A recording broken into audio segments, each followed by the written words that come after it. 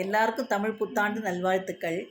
இன்றைக்கி ஆற்றுல நிறைய கெஸ்ட்டு வந்திருந்தா, அதனால் நாங்கள் எல்லோரும் சமைச்சு சேர்ந்து உட்காந்து சாப்பிட்றோம். பரிமாறிருக்கேன்னு பார்க்கலாமா?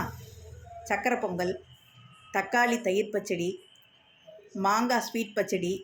இன்றைக்கி புத்தாண்டாக இருக்கிறதுனால மாங்காய் வேப்பம்பூ சேர்த்துக்கணும்.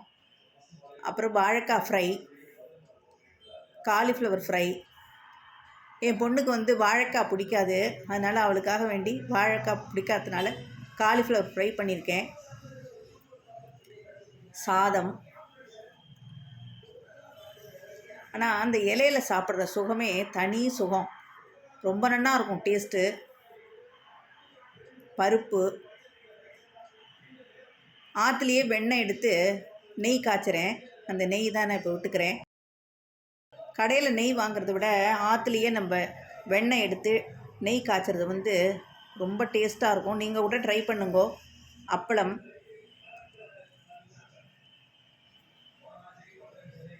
வெண்டைக்காய் அரைச்சி விட்ட சாம்பார், தக்காளி ரசம்.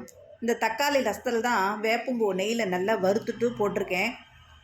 இன்றைக்கி கண்டிப்பாக வேப்பம்பூ சேர்க்கணும் இல்லையா, அதனால் ரசத்தில் போட்டிருக்கேன். அப்புறம் வடைக்கு மாவு அரைச்சி வச்சேன். கோயிலுக்கு போய்ட்டு பண்ணலான்னு பார்த்தேன், லேட் ஆகிடுது. அதனால் அதை ஈவினிங் ஸ்நாக்ஸாக வச்சுன்னுட்டேன். மாங்காய் ஊறுகாய். தேங்க்யூ.